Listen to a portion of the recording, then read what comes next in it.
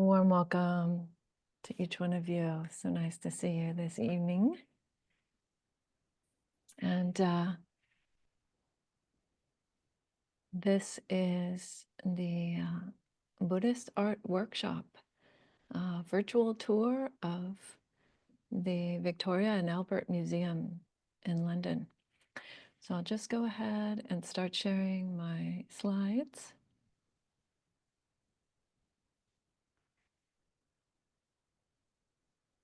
And what I wanted to say is, as I was saying a moment ago, sometimes seeing the details is quite important. So I will try to do that on my screen, but let me know if you're having any trouble seeing anything.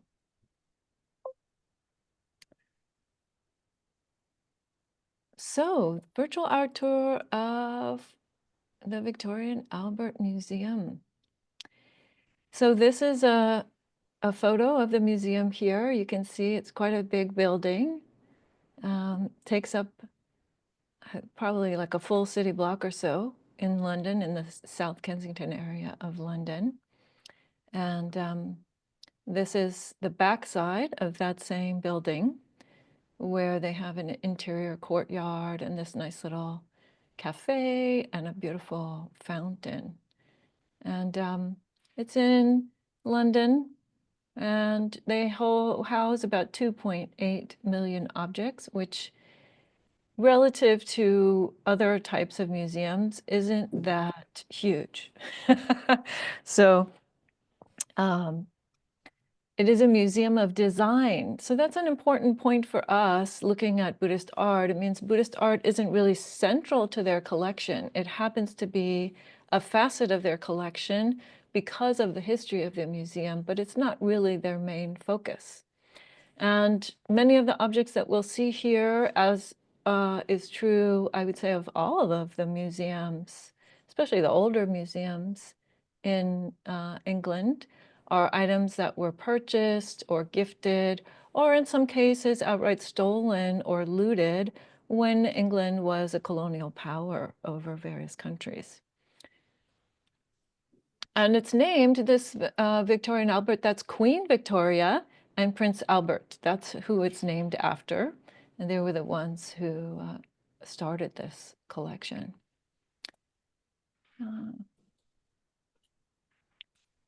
There we go. Oh. Yeah, so we're going to be looking at a particular location of the V&A, as it's affectionately called for short, which is, as I said, the South Kensington location.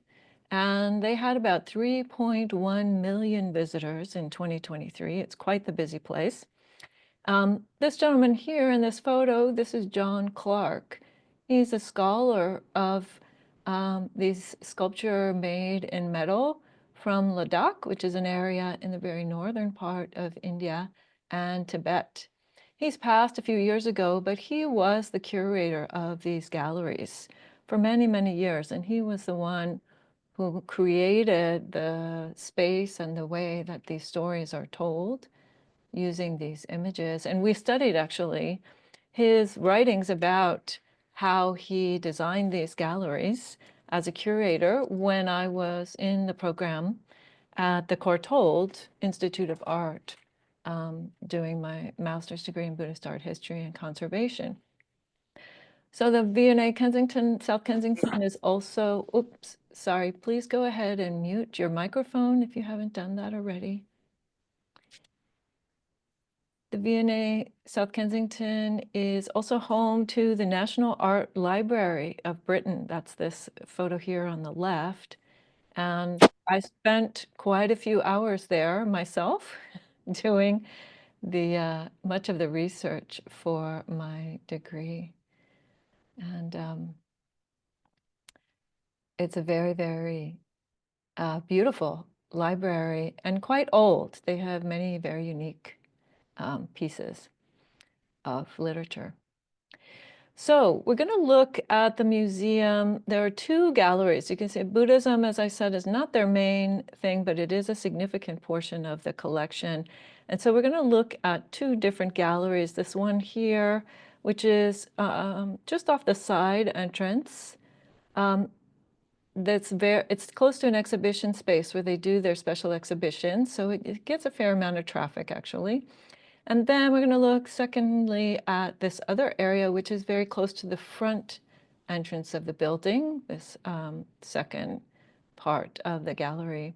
And their galleries are, these Buddhism galleries are not by country necessarily. They actually include several countries, objects from several countries, as well as objects from various Buddhist traditions, the Theravada tradition, the Mahayana tradition, and the Vajrayana traditions, all have objects grouped together in these galleries. So the first area we're going to look at, as I said, is that area off the side entrance. This is an image of the gallery. And what we'll find is that most of this collection is statues, images in 3-dimension, either in stone or in metal, although they do have a few other significant objects such as tapestries and reliquaries that we will be looking at. But they're very heavily into the statues. And they have a number of different countries. So again, this is not an encyclopedic museum like the Metropolitan Museum in New York or like the British Museum, also there in London, but it is a fairly substantial museum because of its royal patronage in the past. So India, Nepal, Tibet, China, Indonesia, Pakistan, and Afghanistan are all represented in this gallery.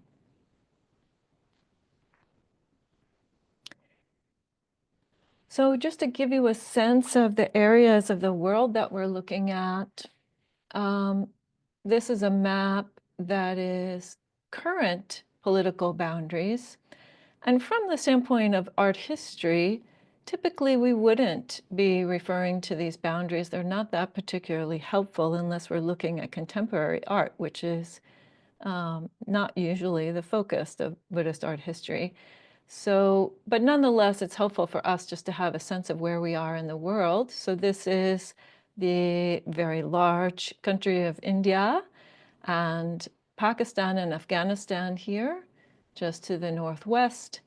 You have Nepal right at the northeastern edge here, and Bhutan, and then Bangladesh, Burma, which is now known as Myanmar, and we'll look at a very beautiful piece from that country tonight. And Indonesia, here, the archipelago, a large group of many, many islands here. And Sri Lanka, just an island just off the coast, the lower tip of India. And here's China, and you can see Tibet in the parenthetical. So again, this is a good example of why the modern political boundaries may or may not be so helpful for us in terms of understanding the history of the art that we're looking at. So here's the first object that I want to share with you. So much of the earliest Buddhist art was centered around locations called stupas. And stupas are places where the relics of a spiritually accomplished person were stored and honored. And so usually there are these kind of dome-shaped sites, and the first of them were thought to house the relics of the Buddha. So what are the relics? Oftentimes they would be, for example, some small stones or some sort of jewel-like pieces that were left within the ashes of a person, a spiritually advanced person who's been cremated. Sometimes they look like little pearls. Other things that are relics would be like a tooth or even an object that somebody had used in their life. So for example, the bowl of a monastic person or that person's robes. All of those things would be considered relics. So when we look at this object, it's only about 3.5 inches high. So this image that you're looking at there is very close up. and it's beautiful. It's made of rock crystal. And this in the center here is a hollowed out space. This is where the relics would have been. And it has this little top area. And this top area is supposed to be like an umbrella. So the dome is mimicking or sort of a copy of the stupa itself, the larger site, in which this item would have been embedded or buried in some way. And then it has the openings so that you can put the things in. And then it has this little thing at the top, which is an umbrella, as if that person, that honorable person, is still being taken care of. So in Indian culture, folks who are revered would have other folks walking around carrying umbrellas over them, particularly in the hotter areas of the climate there in India. It can be very hot. So, and this was an item that was discovered by this gentleman here, Alexander Cunningham and F.C. Maisie. And Alexander Cunningham is a very, very famous person within the study of Buddhist art history because he is said to be the father of Indian archaeology. He was, I believe it was a colonel in the British military in the 1800s, and he was charged with performing one of the earliest archaeological studies of the country. And you can see him there together with these items. And as I said, the British considered themselves to be the owners of these things and took thousands and thousands of objects back to Britain during the time when they were the colonial rulers. And one thing I want to say while I'm thinking about it is that if you would like, I'm happy to send you a link to this PowerPoint presentation because I've included some links here. So this, for example, is a link to the V&A Museum page for this object. So if you had an interest in learning a little bit more about the object or just even going to the museum site and seeing how they talk about these objects, you could do that. In any event, this item was found near Sanchi. So Sanchi is the oldest Buddhist sanctuary in existence. And this is a photo of it by this independent photographer, Shivam Tiwari. This is the main stupa here. You can see, again, it's a dome shape. And it has these umbrellas at the top, meaning indicating again that there is a very revered person within it.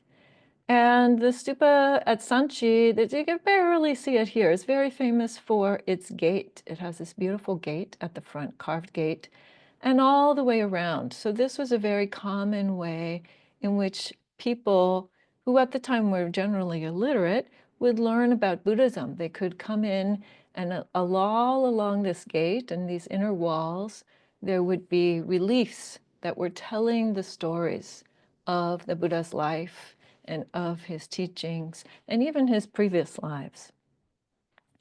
So this place, Sanchi, became a UNESCO World Heritage Site in 1989. That's quite a long time ago. And it's a site that's believed to have been built around the 2nd century before the Common Era. So as we said, one of the oldest, if not the oldest, Buddhist sanctuary that we're aware of. So there's the main stupa here.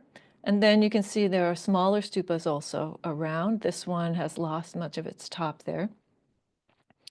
And for those of us who study actual the Buddhist teachings, in Long Discourse number 16, Digha Nikaya 16, there is the record of the Buddha's last 3 months or so of his life and his passing.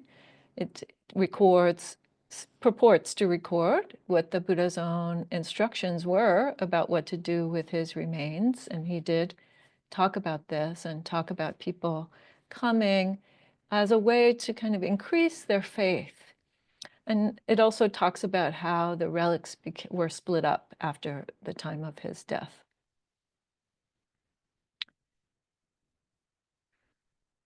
So moving to a slightly different area. So you can see Sanchi here is on our map, just right around the center, almost dead center of the continent of India.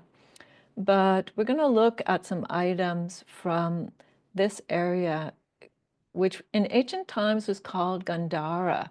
It's to the northwest of what is now India. This green is sort of indicating the current political boundary. But Gandhara was a very, very important area because it may have been the site of where the very first statues depicting the Buddha as a person rather than symbolizing him in this kind of stupa form or in other forms, where those very first statues of the Buddha in human form were created around the 1st century of the Common Era, or they may have actually first started here in this city, Mathura, in India. But in any event, it was very close to, that same time frame where this emergence of seeing the Buddha depicted as a person in statues started to happen. So Gandhara is a very important place for us. So this is another beautiful piece, really lovely piece from that same corridor in the V&A Museum. It is the face of a Buddha that's been taken off of a larger panel. So if you were to see the back of it, it's flat on the back. It's not the whole head.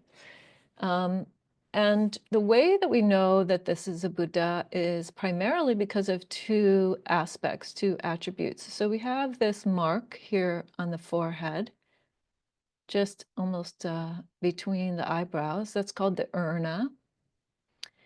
And we have this protrusion here at the top of the head, and that is called the Ushnisha. So now I'm using the Sanskrit terms, and that's usually how we talk about the terminology in art history, Buddhist art history, rather than the Pali terms. We mostly use the Sanskrit terms.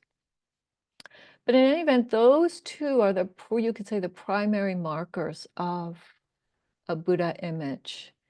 The Ushnisha, there's been quite a bit of debate about whether it's a bundle of hair or whether it's an actual growth in the skull, or various ways of thinking about it.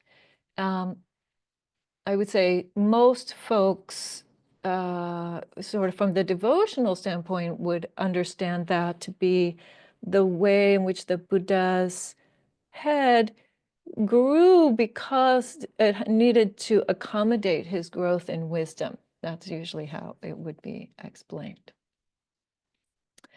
So we also see very commonly on the Buddhas these elongated earlobes. So let me see if I can, sorry folks. If I can get this to be a little bit larger. So can somebody tell me out loud if you can see this a little bit larger now? Yes, looks good. Okay, thank you. So here we have this elongated earlobe of the Buddha, and that is an indication of his having been born into the Kshatriya caste, so the group of Indian society, or the level of Indian society that was just below actually the Brahmins, who were understood to be the folks who had the spiritual authority based on Vedic texts that predated Buddhism by many, many hundreds of years. And then the Kshatriya group or category of society were the folks who were the warriors and the rulers. So they were the folks who oversaw the other 2 layers. So at that time, there were only 4. Now it's much more complex, actually, in modern day India. But the one below that would be the Vaishyas, and the Vaishyas were everything from merchants and farmers and artisans and all sorts of people who did different types of work. And then below them, the Shudras, and the Shudras were the slaves, or were people who did very, very sort of menial forms, not to disparage them, but what were considered at that time sort of menial forms of labor. So the Buddha was born into the Kshatriya. He was born into the noble clan of the Gautamas, right? So his given name was Siddhartha Gautama, and Gautama is his family name. And they were part of the larger clan called the Shakyas, and the Shakyas ruled in an area more or less around Magadha. But the absence, these earlobes without any jewelry, is sometimes understood to be a depiction of the Buddha's renunciation. So that's certainly true, something about humility and something about renouncing wealth. But I think in many ways it also represents, personally for me, and I think for many people, his independence from the ruling clans. So the Buddha really stepped away from the ruling clans and expressed a form of living, a way of life that was really independent of all that. And another thing we can see here on this really lovely, lovely piece is you might see some coloration there. So these statues it's called polychrome. And so they would have been painted with color. So there's a bit of the red still here on his lips. And there's a little bit of color here in the neck. There's also some color in the hair. And so we see these statues as being really the stone color, but at the time that they were actually made, they would have been painted with different colors. And it's made from stucco. So we call it stucco, but that's not exactly right. So the way that it would have been done is that they would have carved the stone wall with more or less the outline of the face, and then all of the hair and the ears and things. And then they would put a layer of clay, a thicker layer of clay, and then there was a mold for the face. So this was a way of one artisan who was particularly good at shaping the face would create the mold, and then others could use it for their own purposes. So these molds were also found at these sites where the reliefs are found. So it's a really beautiful piece, and it is very indicative of this art of Gandhara. So 4th to 5th century, by that time, there'd been quite a long time to really establish ways of depicting the Buddha. But there were many influences in that part of the world. They had been at one point under the rulership of Alexander the Great from Greece. There was also the Kushan Empire, which had Persian influences. And there were also possibly some Chinese influences because of trade coming from the east, the northeast. So it's very, very beautiful and particularly notable style when you see a Gandharan piece. And of course, not all Buddhist art images are Buddhas, are images of the Buddha. We have images of all sorts of other folks, the so-called transcendental bodhisattvas, yakshas and yakshis. So what is a yaksha or a yakshi? A yaksha is the male and yakshi is the female. And we might understand them as like nature spirits or nature deities. And some of them lived in the trees and some of them lived in other parts of nature. And they could be protective or helpful, and they could be quite destructive or scary. There's all sorts of ideas about the yakshas and the yakshis. Sometimes we would see them, for example, on the gate at Sanchi, there's some yakshas and yakshi. Other kinds of deities, lay folks, royalty, and nuns and monks, all sorts of people depicted. So now to go back to this, the transcendental bodhisattvas. So what does that mean?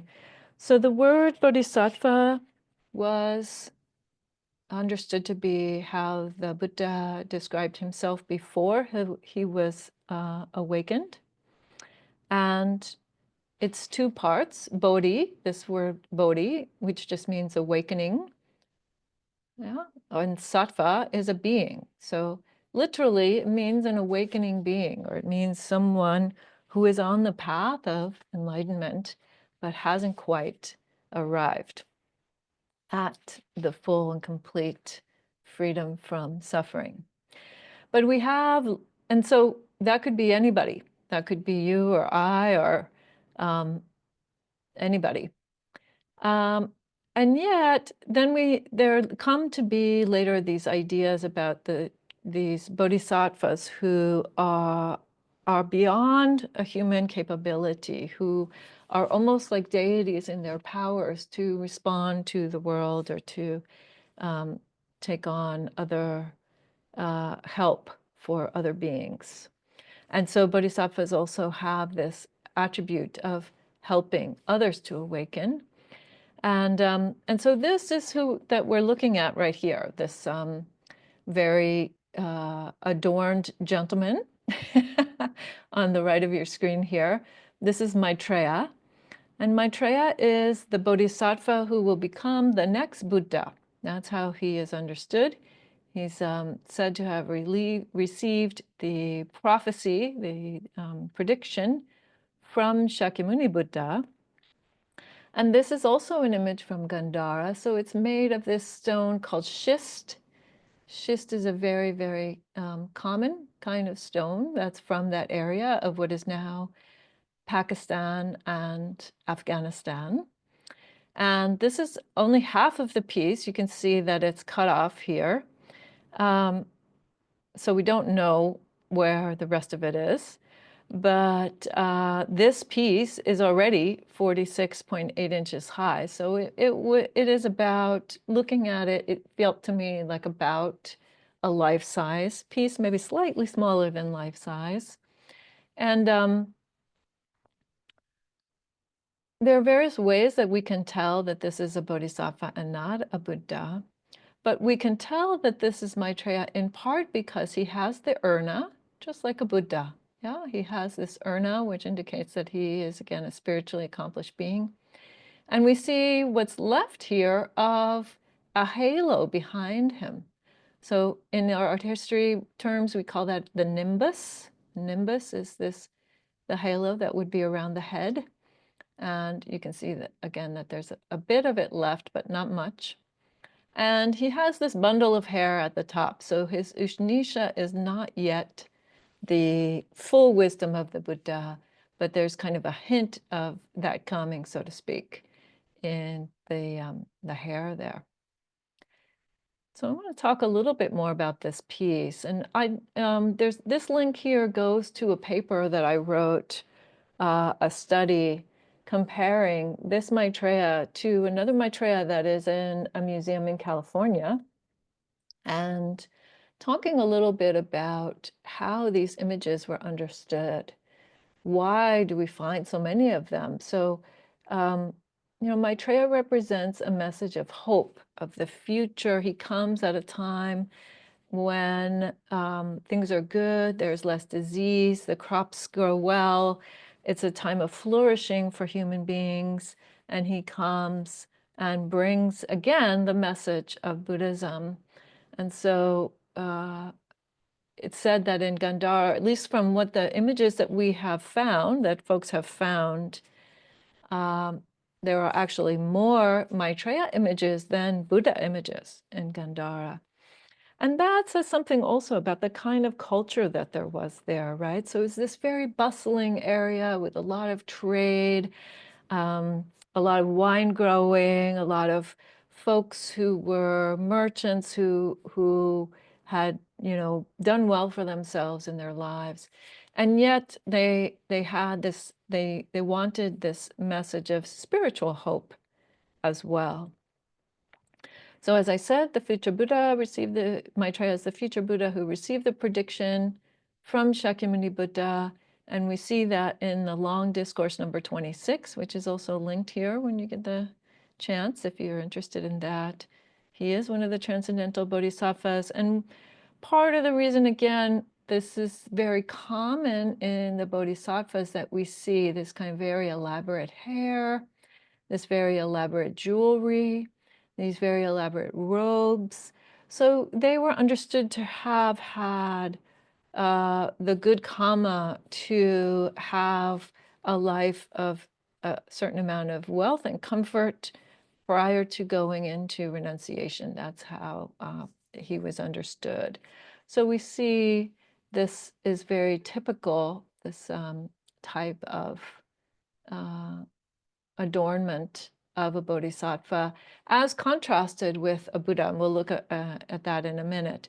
But the detail that I want to point out here, which I found quite interesting in my study, was that this particular Buddha, and one of the reasons why I chose to do the study of him, not Buddha, but Maitreya rather, he's sometimes called Maitreya Bodhisattva and sometimes called Maitreya Buddha. This piece of jewelry here is called the pectoral. And on his pectoral, he has this thing. He has this being that's depicted here. And the V&A Museum had identified that as Poseidon, that was Poseidon on his pectoral. And I thought to myself, that doesn't really make sense. I mean, for one, Gandhara is a landlocked region. They can't really relate to Poseidon, the Greek god of the seas, so much. And also this, if we look very closely at this being here, it appears to have breasts right here. So I did a little bit of homework, and basically my proposal in this study that I did of this piece is that actually who we're seeing here is the Greek goddess Tyche. So again, there was a lot of Greek influence in this region because of their having been under the rulership of Alexander the Great and the Greeks at one point in time, although this is after that. But here is an image of Tyche from the Istanbul Museum, and she often carries this cornucopia of, stuff, the cornucopia of fullness. And that's what this looks like to me, rather than the three-pointed triton. So probably you can imagine, most of you know that Poseidon carries this kind of three-pointed spear called a trident. And there's some elaborate hair here, which kind of matches her curly, elaborate hair, and obviously the female form. And so again, I think that this is very much in keeping with the culture of Gandhara, where there was this message of hope, and not just hope, but Tyche represents the abundance, well-being, and the flourishing of cities, actually. She was also associated with the flourishing of cities in Greece. So she represents kind of a worldly aspiration. And so I feel like this particular Maitreya is a beautiful example of how those worldly aspirations and those spiritual aspirations were sort of depicted all together, that they became an expression of this culture of this region. So here we have another really, really iconic image. And this is Tara. Tara is a Vajrayana deity, so a deity from the esoteric branches of Buddhism. And she is said to have emerged as one of the tiers of Avalokiteshvara. And Avalokiteshvara is the Sanskrit name of the transcendental bodhisattva of compassion. Yeah, so very, very well-known face that we put on the quality of compassion is Avalokiteshvara. And this is a being that emerged from their tears. And Tara is said to bestow peace and prosperity and health. She is very, very popular within the Tibetan tradition and also the Nepali and Bhutanese traditions. This piece happens to be from Nepal. They have an incredibly advanced, and have had for a very, very long time, for centuries, more than a millennia actually, had very, very strong artisan craftsmanship in bronze, and specifically, actually, more so in copper. So bronze became the sort of metal of choice in India, and bronze is just copper mixed with other metals like silver or iron or tin, sometimes a tiny bit of gold and silver. So bronze is an alloy, but in Nepal, the practice that developed was to use the copper, the pure copper, as the basis for these images, and then to put the gilding on top. So they would put this gold, they would use mercury to attach gold to the copper. So they're incredibly fine workmanship on these images. So this Tara is really lovely. She's about 30 inches high. And as you can see, she sits here in the full lotus position, and she's in a particular mudra, right? So mudra is a Sanskrit word that just means a symbolic hand gesture. And this mudra that she is showing us here is the Vitarka mudra, or also sometimes called the Dharma chakra mudra, right? This is a teaching mudra. So you see the fingers come together, and it's a way that would demonstrate that she is sharing the Dharma. She is transmitting the teachings of Buddhism. So she's also wearing quite a few ornaments. So just like we saw in the Maitreya, the ornaments of the Bodhisattva are here. She has these armbands. This is very, very common. The jewelry on the hands, on the wrists, on the feet. She has these large earrings, and she has this beautiful crown. So she has quite a bit of bling. This is very common for all the bodhisattvas. So we know that this is not a Buddha, because Buddhas would, generally speaking, at least especially in the early tradition, would have renounced that kind of adornment. Also very interesting, and something that we see very commonly in the Vajrayana, is this thing called the scarf of divinity. So this narrow band that wraps around the being, indicating that, again, they are someone that is revered, some being that is revered. And this is, again, a later piece. So this is 17th to 18th century, not as old as some of the other pieces we were looking at there, but certainly beautiful. And it does show some signs here of where, I wonder if it was at one time buried. So oftentimes, if folks wanted to protect, you can see a little bit of pitting here in the knee. You see this? Some pitting. You see a little bit of wear here. Also here, some corrosion.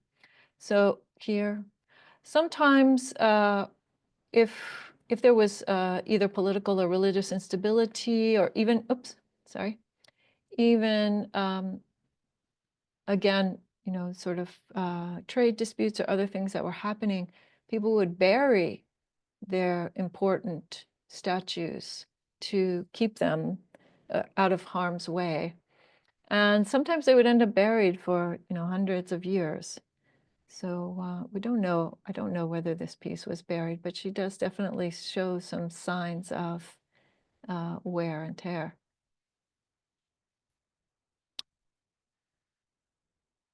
So now we're going to transition to the other hallway. And I just want to say, in terms of the course of the evening here, I'll probably talk for about another half an hour or so.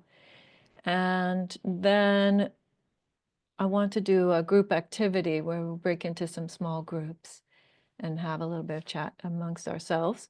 But for now, we're just going to go over to that other hallway. So this is the hallway that, again, is closer to the front door. And as you can see, it's just a long, narrow passageway. And these objects that are over here, again, we have many countries represented, kind of all grouped together in this area: India, Thailand, Myanmar, Indonesia, Pakistan and Afghanistan. So again, things from that ancient Gandhara area, and things from items, objects from all the various Buddhist schools.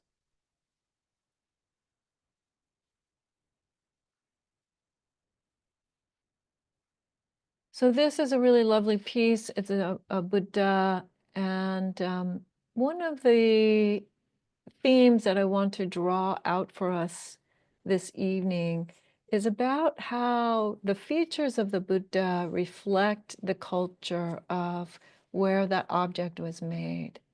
Folks wanted the Buddha to look like them, and still do, I think, when we see contemporary Buddhist art. Sometimes it's very clear that that's also happening.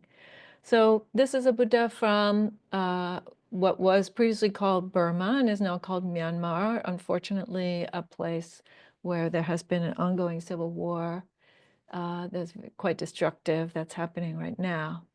But this piece was before that time. And it's still a relatively late piece, late 18th to early 19th century, standing Buddha. And he is in a particular mudra. So again, this symbolic hand gesture. And this is called the Mahakaruna, so great compassion gesture. And it's him with his hand on his chest. And it's a really beautiful gesture. This photo from the V&A, I'm sharing it so that you could see the whole piece. It's a very tall piece, about 7 feet high, and it's in a case slightly above floor level, so it looks down on you. But I took this photo, and I was sharing this photo with you as well, because I was really struck with the gentleness of the face here and the gesture. So maybe you can see that here in this right-hand photo. And this Buddha is wearing a style of robes that is like a monk from Myanmar. This is not the style of robes, the way that the folds are kept, or these folds in the lower robe is slightly different than the way it would be done in India, I believe. It's a little bit more ornate, and this way of having it over the 2 shoulders, but not quite covering that other arm, that's also not typical of the Indian or the Sri Lankan form of doing it. So it's beautiful, and it's unique in again, sort of portraying this beautiful culture. And it has this unusual Ushnisha. So let's look at that. So let's see if I can get a little bit better view of that. Here we go. Okay. So this is some adornment here that's been put on the hair of the Buddha, perhaps, or on the head of the Buddha. And, he has these long earlobes, as we've seen before. And this mark here, perhaps representing the urna. And then we have the Ushnisha, right? This sort of prominent lump on the head. But then coming from the Ushnisha, we have this upper flame-like protrusion, this very large protrusion coming out. And one of the theories that I've heard about that is that it represents the Buddha's control of his fire element. So you see also very commonly in Thai, Buddhas from Thailand, that they have this kind of flame-like protrusion coming out of the head. And there are various suttas in the Pali and the Chinese translation, the Chinese Ekotarika Agamas, where there are stories about the Buddha's control over his fire element and his ability to do sort of miraculous things with that. So this is, again, one way that we can tell which culture this particular image came from. And he's standing on a lotus base. So that is also very common. Lotuses all going all the way back to some of the earliest depictions of Buddhas and other deities and other beings and other deities. And the lotus representing again a sort of revered being or some being that is pure in many ways. This particular piece is also very precious because carved in teak, which tends to be a very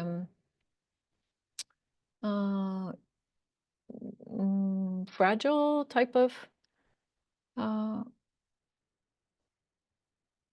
material, as distinct from the stone, for example, right? So oftentimes what we find is that the things, the images, the items, the art that persists that we have, that is the oldest, are the items that are made out of stone or out of metals, because those things last quite a bit longer than wood.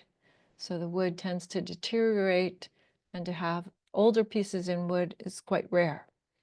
Also, this is done in this beautiful lacquer and gilt again. So you can see that they have put the gold on top of this beautiful lacquer, which is on top of the teak wood. So a very, very specialized form of craftsmanship for this Buddha.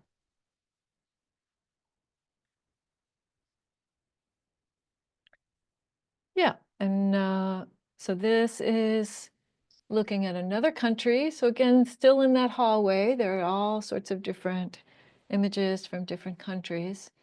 And this is a Buddha in a distinctly Indian style, a bit earlier, quite about 500 years earlier than the one we just looked at. This is a Buddha from India, from the Bihar area of India in Patna. So not far from Bodh Gaya and the place of the Buddha's enlightenment. And that's significant because that is the mudra that we see. So the arm is missing here, that right arm has been lost, but we have the hand, and the hand is here touching the ground, or this lotus throne that he sits on. And that is a reference to Shakyamuni Buddha. So that's how we know that this is not one of the later Buddhas, Mahayana Buddhas. That's one of the ways that we know, is that we have this, this indicator of the Buddha touching the ground, touching the earth. That's what Bhumi Parsha Mudra means, touching the earth. And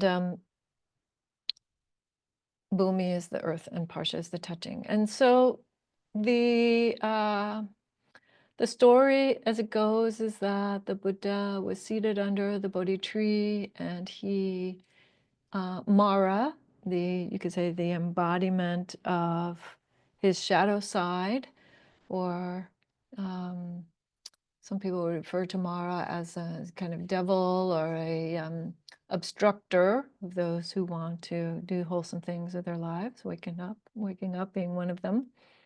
And Mara challenges the Buddha and says, "What right do you have to escape my grasp? What right do you have to awaken?" And the Buddha, in response, touches the earth as his witness that he has practiced, his witness that just to be a human being of the earth is worthy enough. So it represents the moment of the historical Buddha, Shakyamuni Buddha's enlightenment. And that's, you see that the other hand here, although it's been defaced, is still in the meditation posture. Yeah, so there he was meditating, close to his moment of awakening. And one of the last challenges that he needs to overcome is this question of his worthiness. And the other thing you see here, which is very iconic, is the inward gaze. So let's look a little bit more closely at that. And this is very important because it contrasts very sharply with Hindu images. So when you see Hindu images from India, they can, in the body, quite often look very similar to the Buddhas. But oftentimes, or almost always, if you have, for example, a Vishnu or Shiva, they would be gazing directly at you. And that is because they are understood to be doing something called darshan. And darshan is where the deity or the being that is being depicted resides in the image and is giving some blessings to you or some power to you through their gaze. But contrast that with the Buddhist images where there is not, I would say most of the time, there is not the understanding that the Buddha resides in the image. It's actually, the image is a depiction of what his practice looked like. So the idea is that we would see the image and we would mimic the image in the sense of wanting to become like that. And what is like that? It's this inward gaze of meditation, of wisdom, of knowing the mind, and this slight smile here, this sort of inner contentment or bliss of knowing. This particular image has, as I said, been defaced, and so it had an urna, but that urna is now damaged. But it appears here to me that this is what that would have been, where the urna would have been. And then here we have the Ushnisha is missing also, but there's some indication of where it used to be there. And we have this very stylized face, right? This downward gaze, but these very stylized, slim eyebrows and slim face, and this lot of strength in the chest. So this Buddha actually shows us also what we call the 32 marks of the great man, or some of the 32 marks. Usually you can't see all the 32, but there's also been a fair amount of debate about where the idea of the 32 marks came from. Usually the Buddhists would say that that was a Hindu idea, but it's hard to find actually in the Hindu texts. But it includes things like a chest like a lion, like eyelashes like a cow's, legs like a gazelle, long toes and long fingers, these marks on the feet. So you can see these sort of like round wheel-like marks on the feet. All of those things are said to be the marks of the great man, the Mahapurisa Lakshana. Oops, sorry, folks. Mahapurisa Lakshana. And Lakshana is the marks, Maha is great, and Purusa is the Sanskrit for person or man. And the legend is that the Mahapurasa, the great man or great being, is either going to be a beneficial king, a wheel-turning Dharma king, a king with great spiritual rulership, or they would become an accomplished spiritual being. And so this prediction was made about the Buddha shortly, a few days apparently, or shortly after he was born, by one of the sages, that he would be one of the great men and either become a wheel-turning king or become a spiritually accomplished being. And we know which one of those turned out to be the case. And just to say also what we see here, this way of depicting, this very, very thin way of depicting the robe. So contrast that with what we saw a moment ago in terms of the Burmese version, the robes on the Burmese Buddha.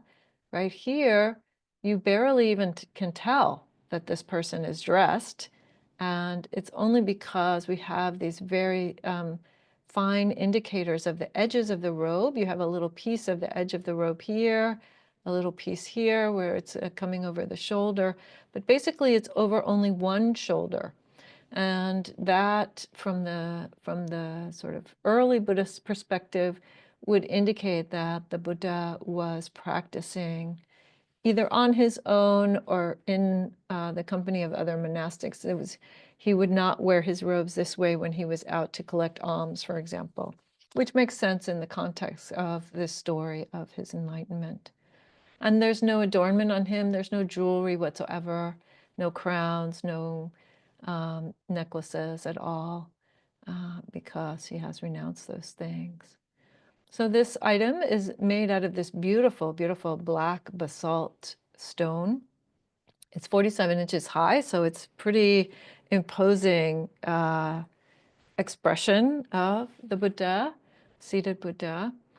And Pala period, so 12th century of the Common Era, that's kind of toward the end, the middle to the end of the Pala period. And Pala period was a period when there was a lot of royal sponsorship of the arts. So we have many beautiful images, many beautiful images in stone and in metal from that period in India. And the supporters. So one of the folks, again, a group of folks that are depicted time and time again, in the reliefs, oftentimes on the pedestals, oftentimes, sort of alongside the monks, the nuns, the Buddhas, the Bodhisattvas are the supporters. And so this is an image also from Gandhara, very early 4th century, and it's an image of a Buddhist donor making an offering.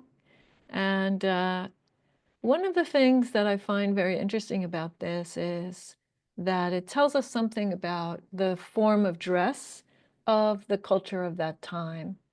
And so you see that the mustaches, there was even a mustache on the Bodhisattva, right? So mustaches were apparently popular at that time in that place. And you see this kind of wavy hair. And this person has a pectoral necklace on, just like our Bodhisattva also had a pectoral necklace on, although this one is a little simpler than the Bodhisattvas. And he's wearing this belt and this kind of tunic here. And he also appears to be wearing some kind of clothing on the legs here. We don't have the feet, but it was very common for them to wear boots in this part of the world at that time. These kind of knee-high boots are very often depicted. But the belt was of particular interest to me, in part because when I was at the Cleveland Museum doing some research for my thesis on a completely different piece, I was behind the scenes in the conservation area, and they showed me this beautiful belt that they have from the medieval period in Italy. And it looks very, very similar. I don't know if you can see this, but it has these kind of rectangular pieces and this connector, and then this piece that kind of hangs down. And to me, it looked quite similar, this belt that is on this person here, these little rectangular pieces and the connector, and then the part that hangs below that. So just really fascinating, because this Italian piece is obviously much, much later. That's late medieval period, Italy, probably like 14th century, I want to say, about 1,000 years after this. But sometimes we see these similarities, and I wonder, whether there was some cross-cultural influence that brought that about, or whether it's just a coincidence of, what's the most functional way to make the object. But in any case, again, you see this is a schist, and this schist is quite a different color than the one that we saw earlier. So the schist is that same stone that comes from that region, that Gandharan region, but it comes in different shades, the shade being a little bit more pink, a little bit more beige than the gray version that we saw earlier.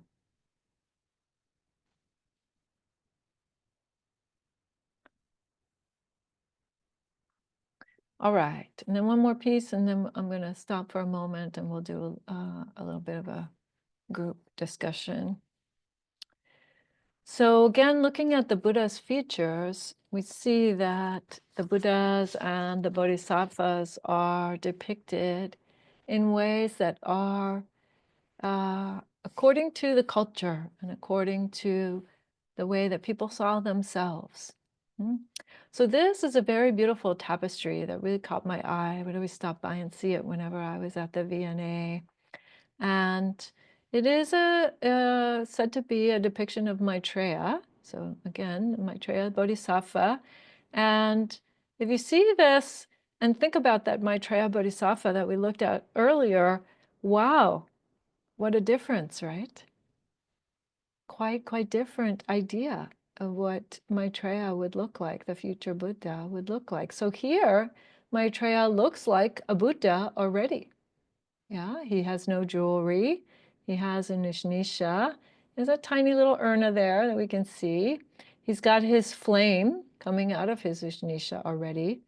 And he has not only the nimbus, so this kind of halo around the head, but he has a full mandorla. This is what the full body halo is called, a mandorla. And he has the elongated ears and all of these aspects. And he's in this teaching mudra again. So that same mudra that we saw, the Tara, this Vitarka or Dhammachakra mudra, where the fingers are together, the pointer finger and the thumb are together, and it's indicating that the teaching is happening.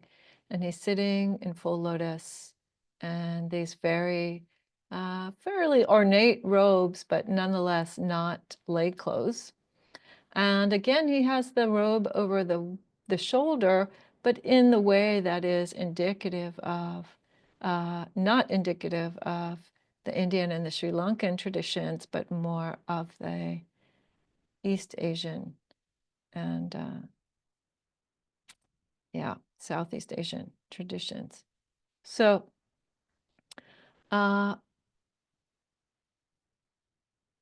this is from Ming Dynasty, and that is usually Chinese art is assigned according to the dynasty that it came from, the dynastic period, because the styles tended to shift with the tastes of the rulers, so to speak.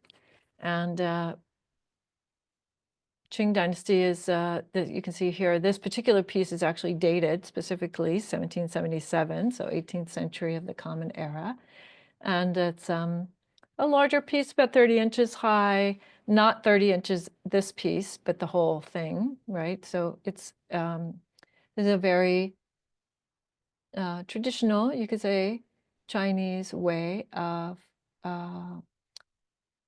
displaying these textiles, these very ornately embroidered textiles. So it's hand embroidered on silk with silk thread and with gilded thread, so gold or silver threads. Unfortunately, I couldn't find out anything about who these two beings are seated beneath him. The description on the V&A side calls them genies, but I don't know exactly what that means. So I'd have to do a little bit more hunting around to see if I could find some more information about who this white and this blue deities are. But another very interesting aspect of this piece is, and this is very common, is that on the back of these tapestries, whether they are tankas or this kind of tapestry from China, Tibetan tankas or Chinese tapestries, they often have some writing on the back or some kind of information on the back. And in this particular piece, and I suppose the reason why it's in the V&A collection is because it notes that it was a gift from the Qinglong Emperor to a Tibetan dignitary. So it says something about how the cultural relations were between the two countries at that time. And it actually has this writing back here. Let's see if I can show this. Chinese, Tibetan, Manchu, and Mongol writing.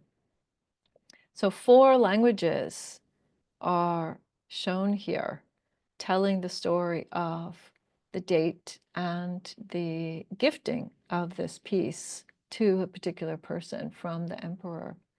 So again, it's very much telling us something about the multicultural flavor of the time, how those relationships worked, what were some of the sort of worldly, worldly movements that were sort of underlying the movements of the art as well, and this spirituality and this sort of shared interest in Maitreya Buddha. So, or Maitreya Bodhisattva. So it's a very, very unique and interesting piece that the museum holds. So I want to stop before I go into this last one here, or this last couple of images. And we've been sitting for a while and talking for quite a while. So what I want to do is to do a little bit of a group activity. So I'm going to set up some small groups and invite you to be connecting with one another. And the question before you, if you choose, so now if you when I put you into the small group, it's going to happen as just a random assignment. And so if you don't want to go into the small group, you just hit no. There's an option there where you don't join, okay? But then if you want to join, you can. And the question before you is, if you were a statue, someone were to make an image of you as a statue, what mudra would you be in? So what are the mudras we've looked at? We looked at the touching the earth mudra, right? This is my earth is my witness.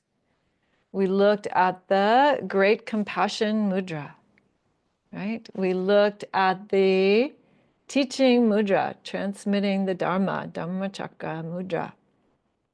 Yeah, we saw half of a meditation mudra, right? The hand in the lap, a meditation mudra. That was half of that black Buddha that we looked at.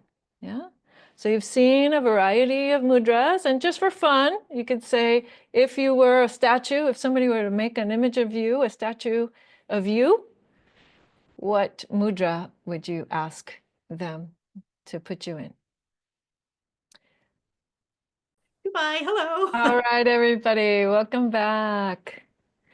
Wonderful. I see some smiles. I see like y'all had a conversation. So would anybody, so let's maybe take another 5 or 10 minutes if anybody wants to share what mudra you said and why, or anything that you want to share with the larger group.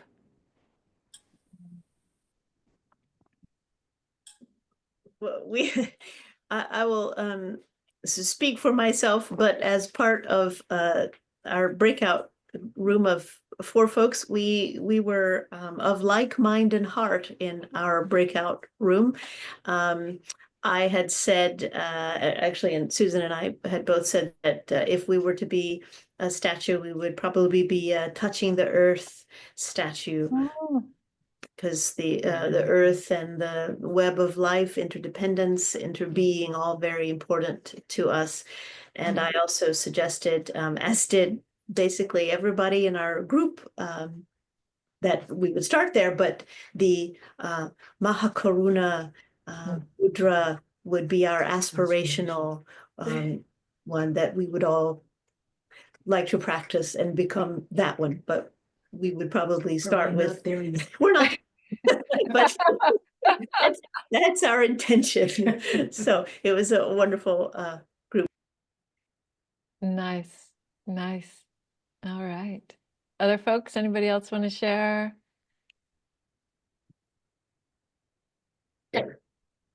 Well, we Jessica? talked a bit in our group about the different mudras that not only which one or two that we would be wanting to be depicted in, but also then we started talking about when we have used the mudras and when we haven't used the mudras, and when we meditated, what was that like? What was the difference? And that was kind of interesting. And one of the members of my group, Kodo, mentioned a whole bunch of other mudras that you had, and that was fun. That was interesting.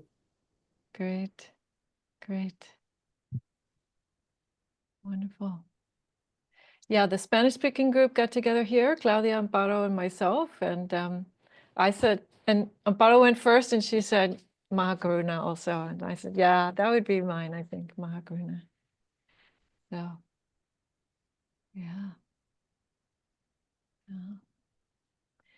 All right. Anybody else want to share before we get back into looking at a couple more objects?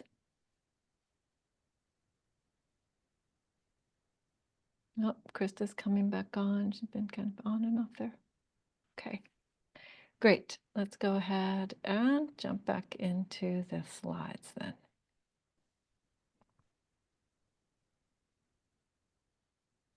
All right. Is everybody seeing that? Can somebody give me a thumbs up or something? There we go. Thank you. Yeah, so the next piece that I want to have a look at here is another very iconic image. So this is the Bodhisattva of Compassion, Kuan Yin. And as we mentioned earlier, Avalokiteshvara, that's the Sanskrit name for the same Bodhisattva. There's also Kannon and Kanzeon are the names that are used in Japanese for this Bodhisattva, and Chenrezig in Tibetan. So this Bodhisattva, there's also surely a Korean name that I don't know, or a Vietnamese. So this Bodhisattva is very, very well known, the Bodhisattva of compassion. And this is very, very classical, you could say, Chinese style of depiction of the Bodhisattva of compassion. And the first thing I want to talk about is this posture. So this is the Bodhisattva here, seated on some kind of a platform or maybe a cloud. Sometimes the Bodhisattva is shown seated on clouds. And very interesting, right? So this is definitely not a meditation posture. This is a posture that looks a lot more comfortable than full lotus would be. And it is indeed called Lalita Asana, which means the posture of royal ease. Posture of royal ease. And the reason why the Bodhisattva is depicted in this posture is because the Bodhisattva of compassion is responding to the suffering of the world. So he, she, they, it need to be able to respond quickly. They need to be able to get up and get into action. So they cannot be seated in full lotus. We almost never see this Bodhisattva seated in full lotus. Generally, they would be standing or they would be seated in this kind of pose, meaning that one foot is on the ground. They're ready to go. They're ready to respond to the suffering. And one thing that is very, very common specifically about the Bodhisattva of compassion, as distinct from some other Bodhisattvas, is that we see in the Bodhisattva the crown has a Buddha in it. So here, this is the urna of the Bodhisattva and the hair. And then we have this very elaborate Chinese style, ancient Chinese style crown. And here we have a Buddha, a standing Buddha, right? You see the robes, you see the face, you see the hair with a little bump at the top there and the long ears. So usually is understood to be Amida Buddha, but it could be Shakyamuni Buddha, or it could be any Buddha. It's said that the Bodhisattva's powers of compassion come from their devotion to the Buddha and the Buddha's teachings, and the Buddha as a compassionate being toward all beings.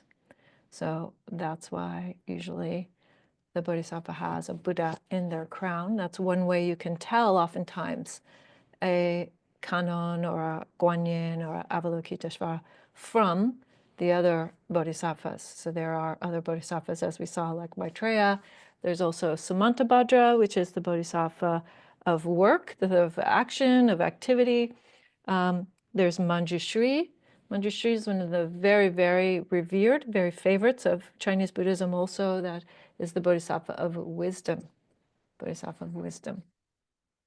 So this piece, so I gave you the official V&A photo because this is a very good way to see the posture here and a little bit of the wood But this is also a photo that I took just so you can see how it's displayed. So the Chinese, this is in the Chinese section of the museum, not in either of the two Buddhist galleries. So the Chinese gallery in the museum is kind of right in the center, in a like a center courtyard, just off of the gift shop and sort of enclosed area.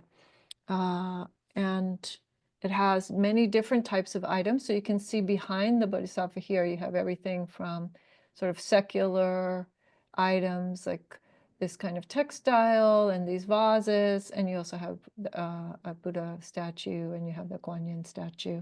And it's enclosed in a glass case. So the V&A has many pieces that are not enclosed in glass, but some of the most important ones are. And this one, he, is one of them. And so this is also said to be, according to the V&A, a male depiction of Kuan Yin.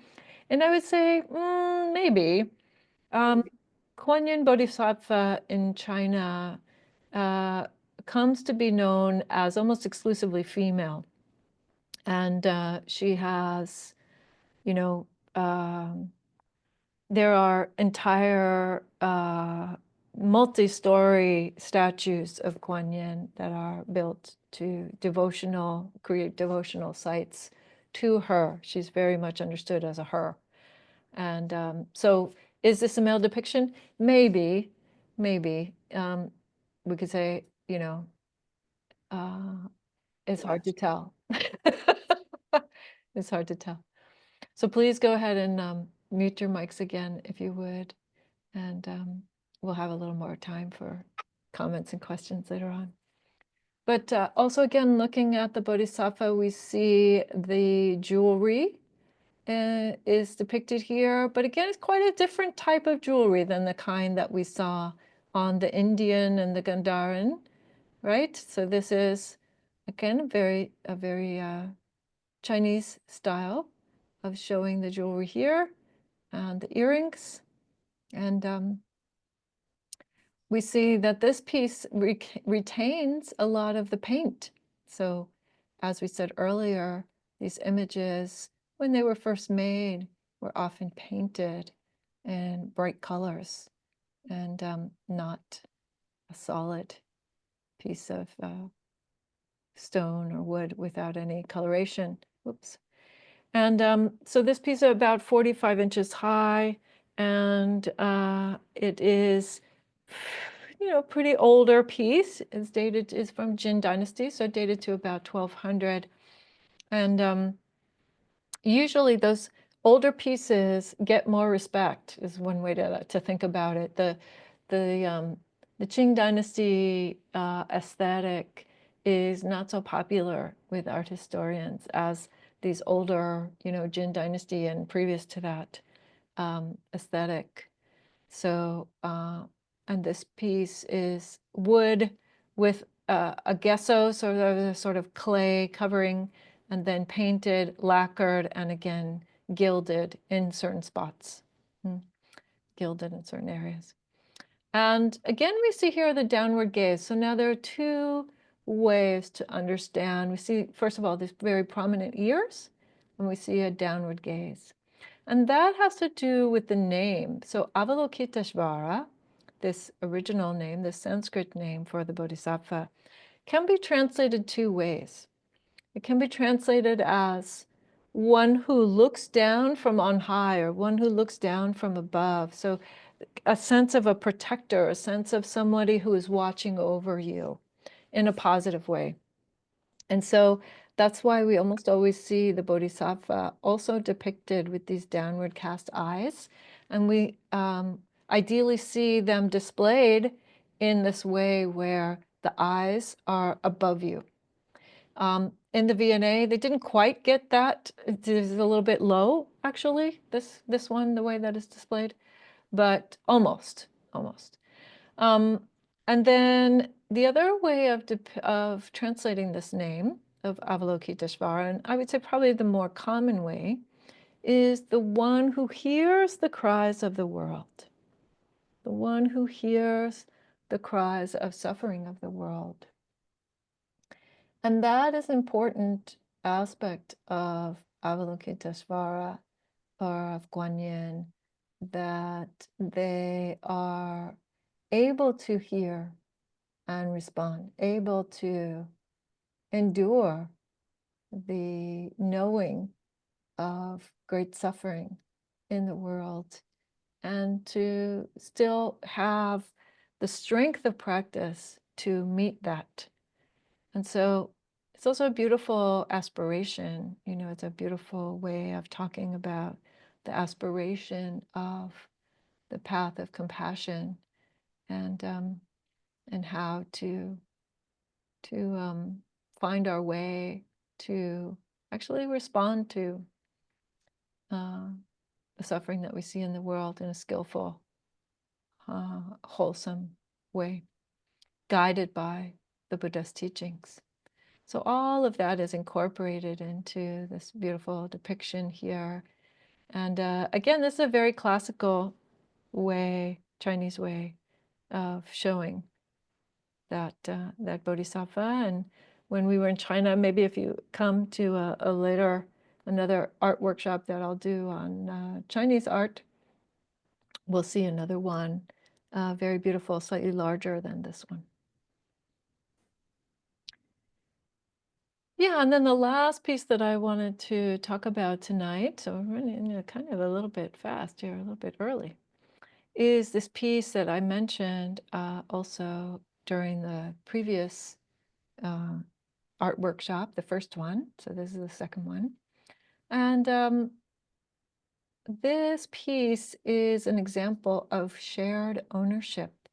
So this is a statue made out of bronze. It's believed to have been created in the Bihar region of northern India, again, where Bodh Gaya, where the close to the location of the Buddha's enlightenment, and also Nalanda. So Nalanda University was the largest university in India for many long period of time, and also the very great Buddhist university where many monks were trained.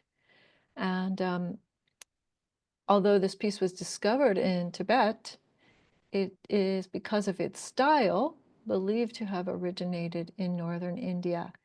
And it's dated to about the 7th century, and it's related to a group of objects that were actually, this piece, I really enjoyed this piece. It's actually on display at the British Museum, not at the Victoria and Albert. If you go to the Victoria and Albert, you will not see this piece. But in 2004, they, for the first time, these two large museums, British museums, got together to buy this piece, which was quite expensive, and it's considered to be very unique. So it is said to be in what's called the Gupta style. And the Guptas were a group of rulers in India. And actually, the Gupta reign ended, if I'm remembering correctly, right around 505.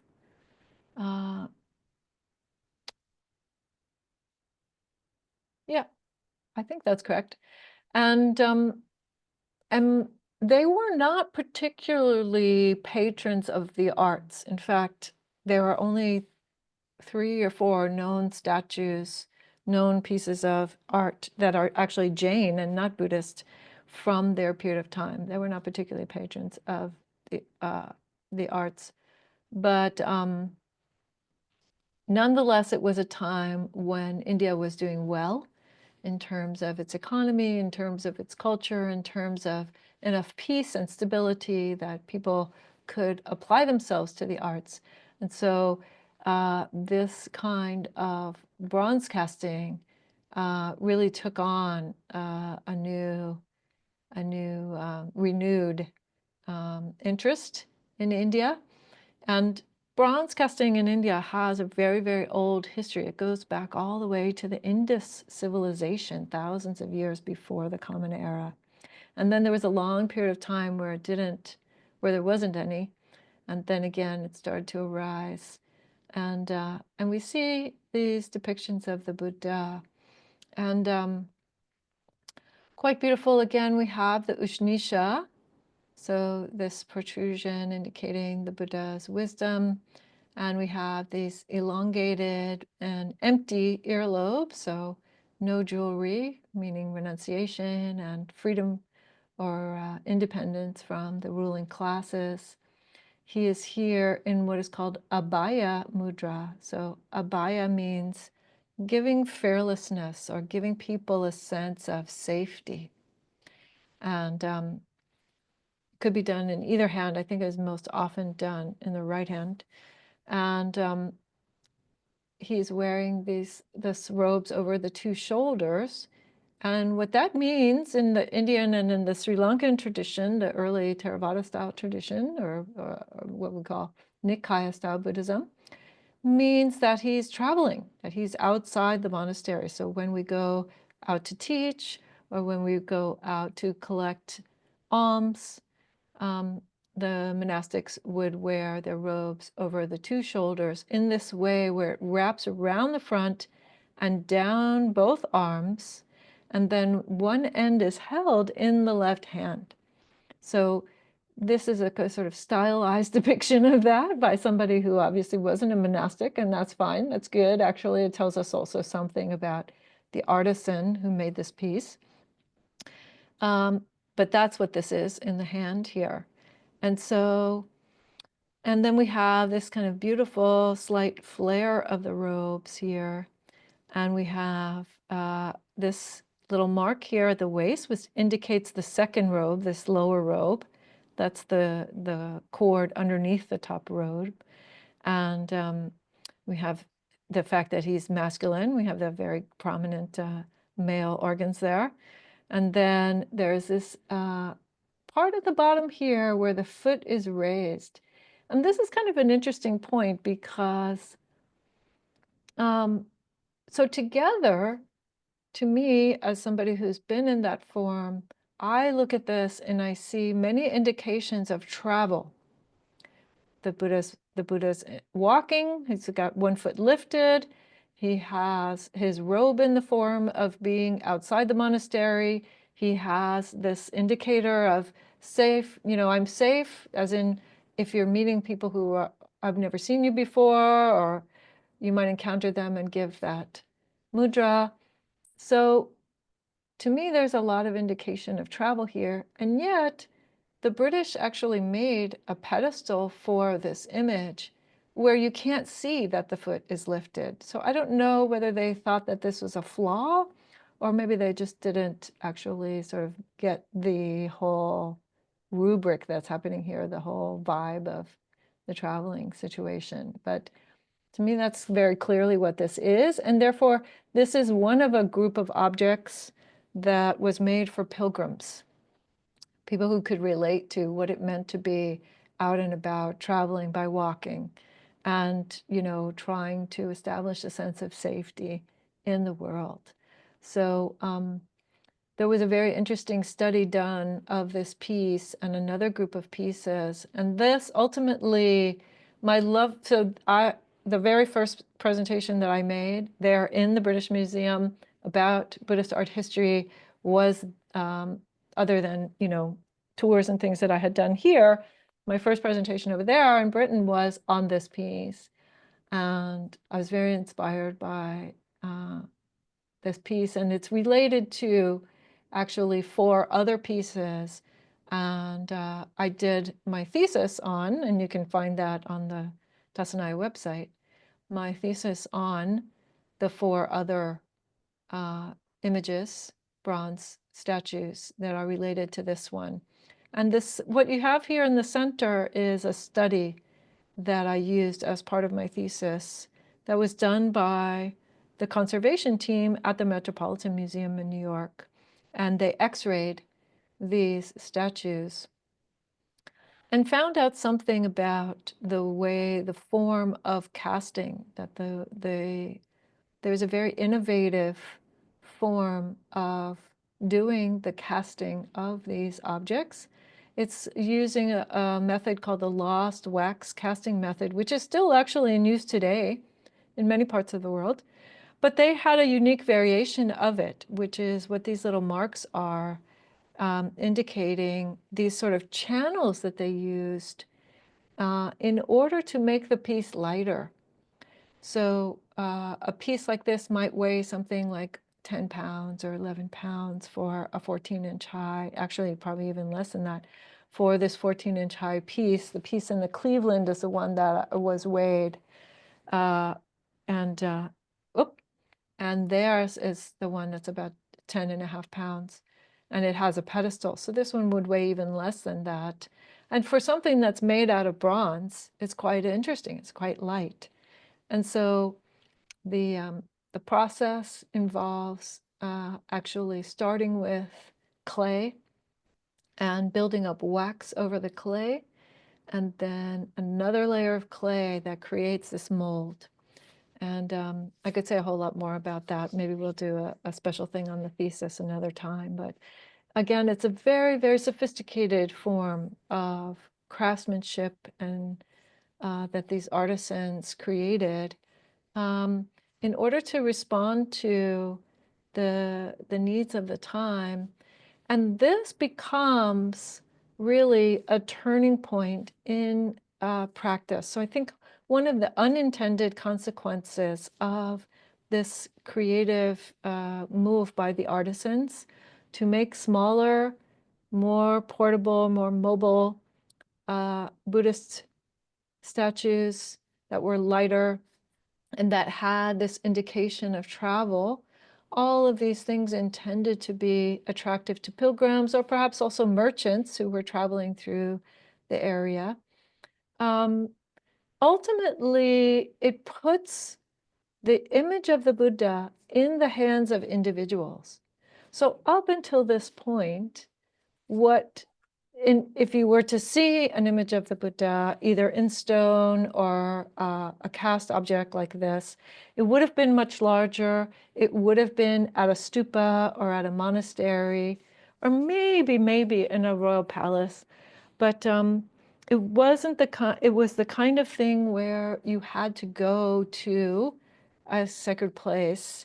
And there were people there who would interpret it for you, who would tell you a little bit about why it has the ears or these kinds of things, and tell the stories of the Buddha's life. But because these artisans created these objects that could be owned by and were owned by individuals and actually ended up in other parts of the world, right? They went home with these pilgrims.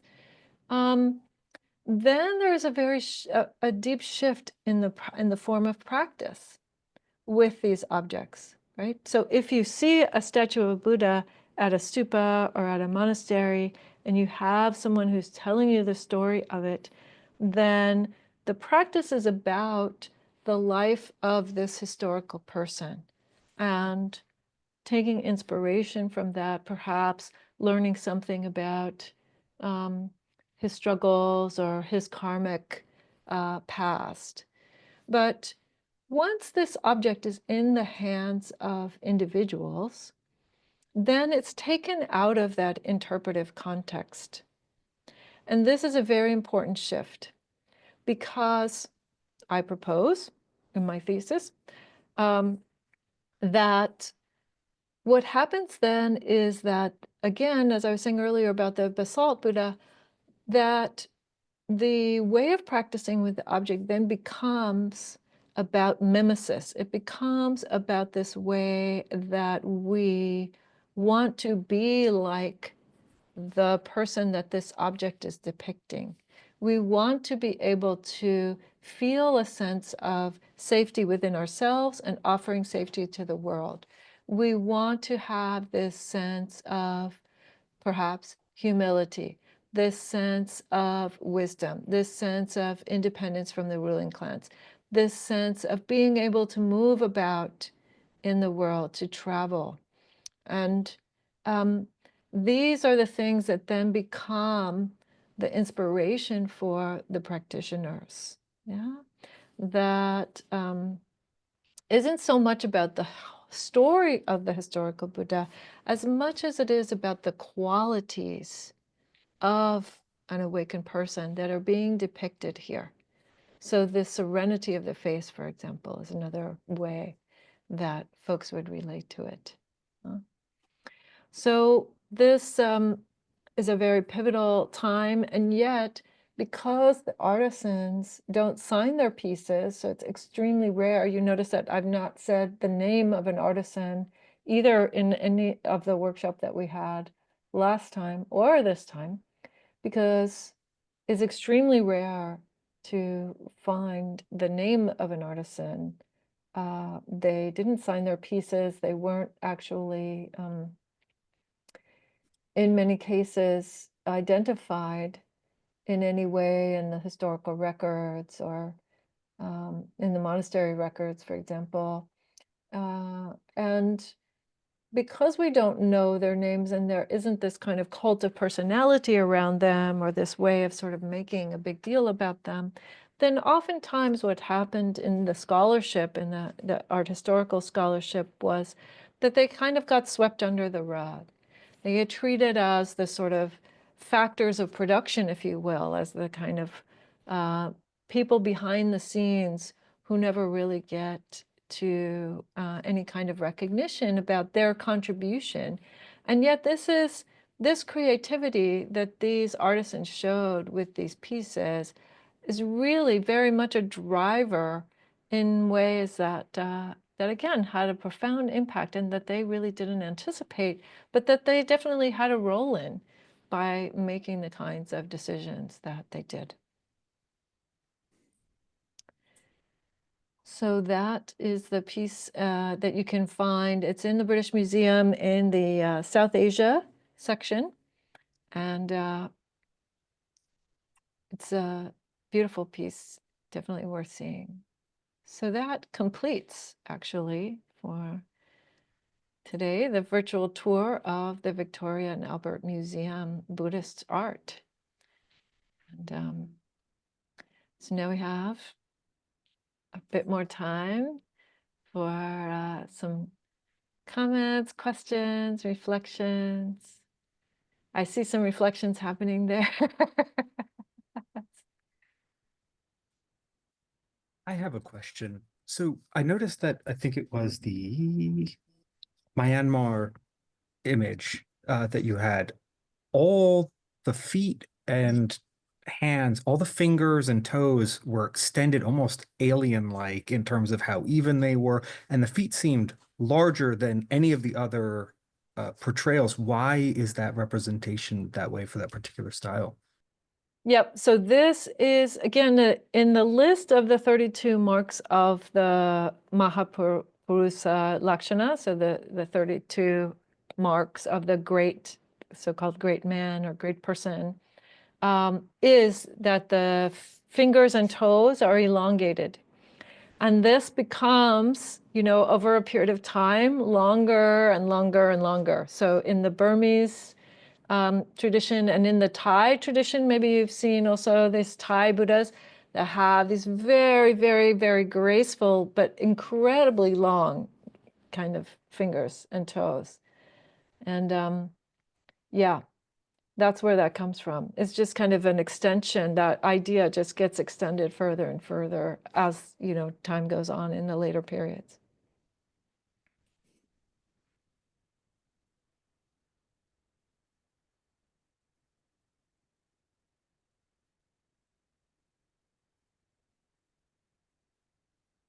Yes, Carolyn. Thank you so much. That was really so enlivening, just fascinating. And I have a question. You mentioned briefly about the thing that comes up, the flame, you said. I had no idea that was called a flame. And I have a Thai Buddha that I sit with that has one. Ah. Yeah, so I was wondering if you could say a little bit more about like the tamed fire, like how I might relate to that or think about that. Yeah. So there's a couple of ways to think about it. I mean, one is that, so the Buddha spoke often about the four great elements, that the body is composed of the four great elements, right? So earth, water, fire, and air. And nowadays we kind of know this to be literally true, right? That every cell in the body has a sort of earth element to it, a carbon-based, a sort of physical solidity to it. It has a big water component, right? We are more than 60 or 70 or 80% water, depending on how old you are. The younger you are, the more water you have, they say. Babies have the highest percentage. Fire, right? So we are heat-producing beings. We talk literally about burning calories, right? That's what we're doing. We take in food and we make heat out of it. And air, so oxygen in every cell of the body, right? The body cannot exist without oxygen. So we know this to be literally true kind of on the scientific level nowadays, but the Buddha spoke about it in a more general sense, right? In the way of those things representing certain qualities of the body. So earth representing the solidity, water representing the like cohesion of the way that the body stays together, the fire element representing that, again, this kind of all the energy, so that like even the heartbeat, for example, would be considered your fire element. The firing, we call it the firing of your nerves, right? And the air element, both in terms of like the breath, but also in the Indian understanding, there were these winds happening within the body, right? That you can hear that spoken about also in the suttas. So the Buddha as a practitioner is also revered as a yogi in the early Indian culture. And as a yogi, he was understood to have this kind of ultimate control of his elements. And so there is, for example, a sutta about the Buddha performing the miracle of fire and water shooting out of his hands. There's a story about that. Or there's a story where he gets into a fight with a snake and he basically like uses his fire element to subdue this giant snake. So, to what extent this is legend and this is, understanding him in like, for example, I think about, maybe you've seen these videos of the Tibetan monks who use this particular kind of like bodily, it's a way of like pressing down on your abdomen. There's a certain kind of method where you can create this very strong heat in the body, and they can like sit out in the snow, right? And the steam is coming off of them, and they're like drying wet towels on their back and stuff, right? So this is literally possible within the meditation, just as a way of like sort of learning how to work with your bodily energies. But when it comes to how to depict that, right? So then the artisans have to kind of cope with, well, okay, so now what would that look like? How would we show that in a solid piece of material? And so what comes to be is this idea of the flame from the top of the head. And some people say it also relates to the chakra, and that's why it comes out of the Ushnisha. It's like also like maybe you could think of it as like flame of wisdom also, that the highest chakra is up here, and there's some energy that's emerging from that. That's the second, sort of major way of thinking about it. Great, thank you. You're welcome. You're welcome. Yeah, sometimes I find it fun to kind of go around and look and see all the different styles of the Ushnisha, or the different styles of the flames, like all different, even within countries, sometimes you'll see different styles. But it's very popular in Thailand also.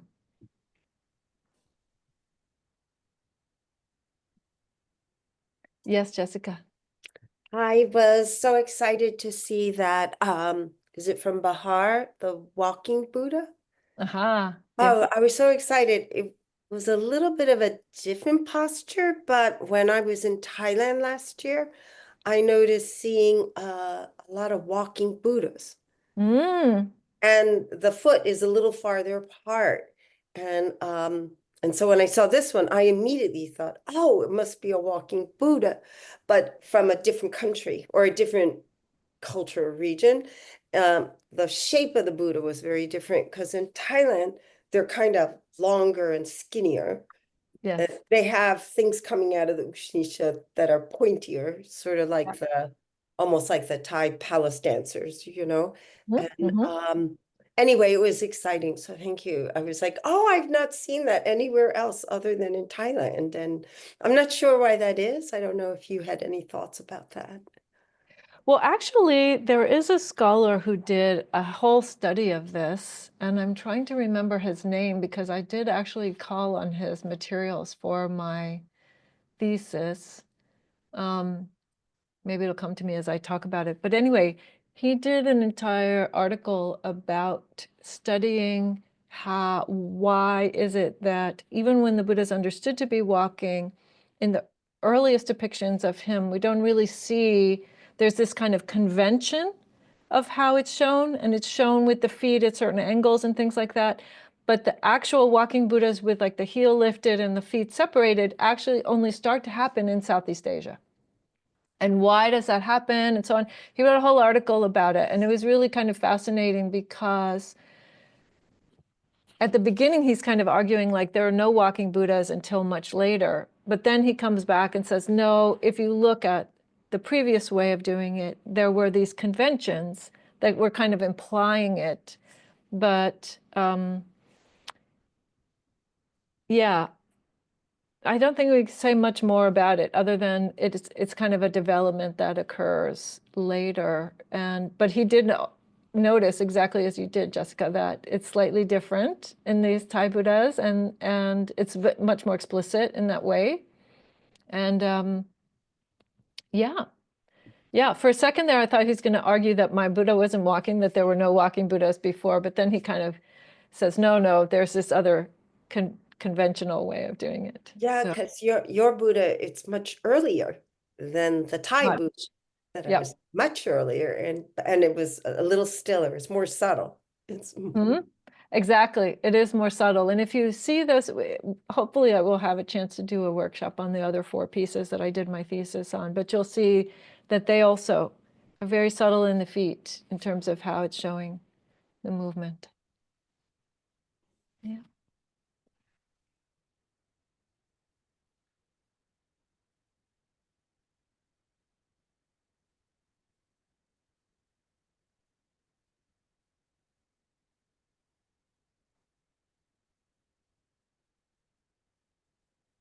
Okay, let's see. Any other questions?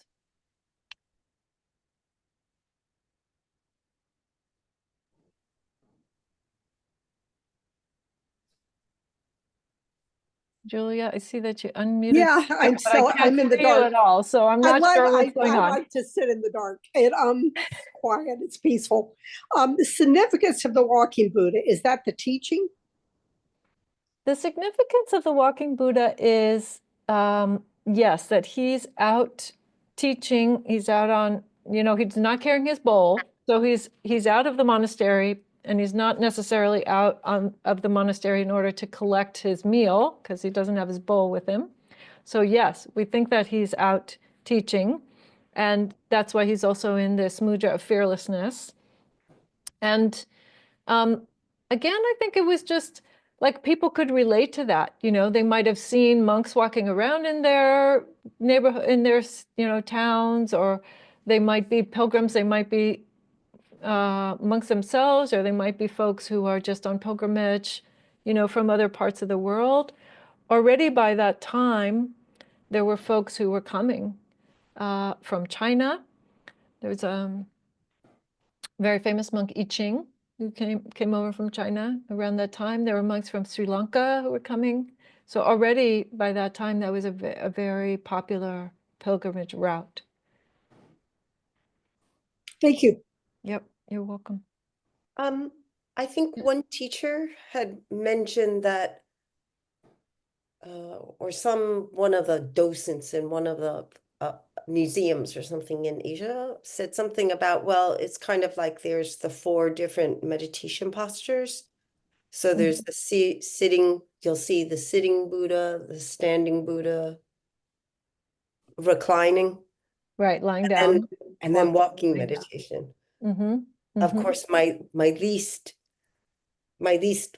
graceful meditation, the walking one. Anyway, she said, oh yes, That's because it's one of the meditation postures or something like that. I kind of forgot. Yeah, it could be, but I wouldn't see the Buddha meditating in his Abhaya Mudra, right? I wouldn't see him doing walking. None of us would be doing walking meditation in our Abhaya Mudra, right? I can't help but notice that having both hands up it's like I mean no harm. Oh, It's right, like, you know, it's, right. in Now the we need Western two world, hands. Now we see, need two hands. yeah. Right, Julia. Yeah. Yeah. But, you know, what we do know of the historical Buddha was that was his mode of travel, right? He did not travel by chariot or by elephant or by any of the other ways that he could have traveled when he was part of the ruling families. He went on foot everywhere and barefoot, right? You always see the Buddhas barefoot. Sometimes the Maitreya's, also another way that you can tell a Maitreya is because they're wearing sandals. So that's another of the aspects of the Bodhisattva, that they, in addition to wearing jewelry or maybe a crown or fancy robes, they would also have sandals on. And in fact, in the study that I did, the Maitreya from California has sandals on. So, yeah. But anyway, I just wanted to say again the overview of really thinking about how Buddhist art is in many ways the artisans trying to show what would that look like? What would the practice of a Buddha look like? What would the practice of a Bodhisattva look like? What would the practice of a donor look like? What would the life of a yakshi, a tree spirit, look like? And they do that from their cultural perspective. They do that from the perspective of folks who look like me, folks who dress like me, folks who practice like me, you know? And not all the artisans would have been practitioners, but they certainly would have been informed by practitioners, or in some cases be practitioners themselves. So one of the theories is that, for example, that the monastics would learn certain kinds of arts. And we see that, again, very much in Tibet, right? The Thangka painting becomes one of the very, very prevalent practices among the monastics, and folks who have a strength in that would learn that, and other folks who had strength in music, for example, would learn more strongly the instruments. Or you see, I had the wonderful opportunity at one time to meet a group of monks who were traveling around the world doing sand mandalas, right? So if they had a particular strength in that kind of art and that kind of very, very precise mindfulness, they would be trained for years on how to create and then, of course, subsequently destroy these sand mandalas, right? And do this performance of, again, this performance of practice and impermanence and blessings going out into the world. So lots of different ways to also think about who's creating this art, or was it even art, right, to the practitioners, but that they, as we all do, right, this is, I think, something for us to reflect on, they come from within their cultural framework, and they're informed by, you know, millennia of artisans who came before them and teachers and folks who carried the suttas and the stories either verbally or written down. But it still has to come into some way that they can understand and express what did that look like. Yeah. So when you look at a Buddha statue, or you look at a statue of Maitreya, or you look at a relief from a monastery somewhere, you can think about it in those terms. What's the practice that is being depicted here? What's the culture that's being depicted here? What's the historical context that's being depicted here?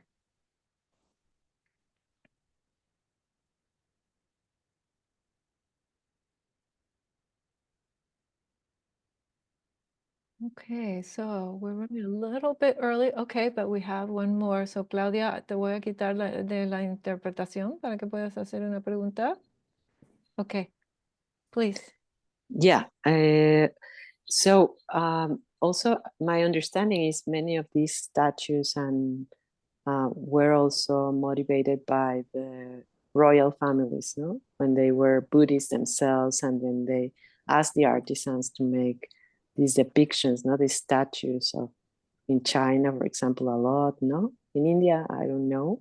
But yes, no, because the founder of Nalanda also, and this other king that came before, the founder of Nalanda, you remember the name? I can't remember the name, but Well, so Mhm. Nalanda came about during the Gupta period, Mhm. one of the Gupta kings. Mhm. And before that was Ashoka. So King Ashoka is the one that we most Yeah. know in terms of the big pillars. So Ashoka had this huge, wide-ranging empire, and he put up these pillars. Once he converted to Buddhism after a lot of slaughter, he put up these pillars to, around all of his kingdom to kind of encourage people to follow the precepts and to be compassionate and so on. But yes, to your point, a lot of the art was based on patronage from the nobles, various types of nobles, the kings, and so on. Many of them actually, at least in India, were not Buddhists. They were Hindus or they were Jains, but they felt a certain kind of what we would call in art history Catholicity. They felt a certain kind of generosity toward or tolerance toward the fact that in India there were a lot of different traditions that coexisted and they could live together, and they wanted people to recognize that they, as rulers, were supporting them too. So they would, and Nalanda is maybe I put you back on the interpretation, or not yet. Nalanda is a very important example because Nalanda was not only a Buddhist university, not only a place where monks and nuns were being trained, primarily monks, but it also became a center of learning for all of India. It was also a place where people could come, just actually, to some extent, like a modern day university. People could come, they could have a conversation and sort of apply in person to come and study at Nalanda. And so what was being taught there was not just Buddhism, but also Ayurvedic medicine and certain kinds of sciences that they understood, and astronomy, and all sorts of, information, knowledge that existed in Indian culture at that time. So Nalanda specifically, even though it was a Buddhist monastery, a very large Buddhist monastery with hundreds of monks, it received a tremendous amount of royal patronage over the centuries because of the fact that it was also a place for educating some of the, elites from other parts of Indian society. But yeah, a lot of art has this kind of royal patronage. On the other hand, we kind of need to be careful about that because as I was saying, like sometimes what happens is that the things that were patronized by the royals get more attention because of that, rather than them necessarily being the most beautiful pieces or the most technically proficient pieces, or even the majority of the art that was happening at that time. It just happens to get more attention because folks can kind of build a story around it related to the royals. Whereas, eventually there comes to be, especially so after the Gupta era, and that's why my thesis is about this period immediately after the Gupta reign, which is what's called the beginning of the medieval period in India. So then there became to be less empire and more smaller regions that were led by local folks. And in that time, then again, the artisans are more independent. They're not necessarily going to be patronized by the royals, and so they have to find their own way to find other patrons. And that's a good thing, because that means that they will make things for other folks. Yeah. Yeah. Thank you for the reflection there. Beautiful. So one detail is right now, if you would like to receive the evaluation form and a copy of or a link to the presentation for today, then please go ahead and put your information in the chat right now. You can chat it either directly to me or to everybody, it doesn't matter. And I will make a little list and send you the information.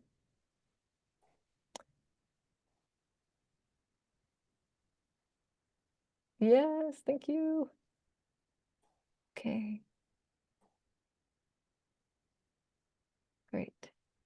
And thank you all for coming. I'm going to be doing one more next month, right before I leave. I think it's right before I leave for India. So I'm actually going to have the opportunity to go to India and Nepal and meet with some artisans.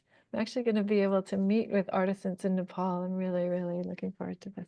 But also to see, the most important part is to see the 4 Buddhist pilgrimage sites. So that will really also have some beautiful art that I'll hopefully get a chance to share with you when I get back. But there will be one more. I can't recall the topic right now, but those of you who are having fun with the art, you can have a look at the website there. It might be on the Chinese trip. The Chinese trip is also incredible, incredible, quite moving. And yes, thank you all for coming out, and let me dedicate the merit of our practice today.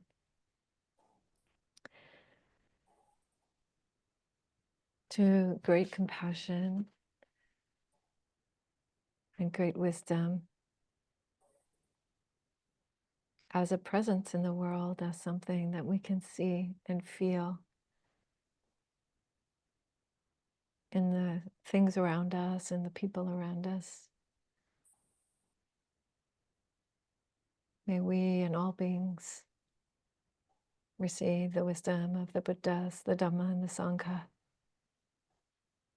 and be that presence and find absolute freedom.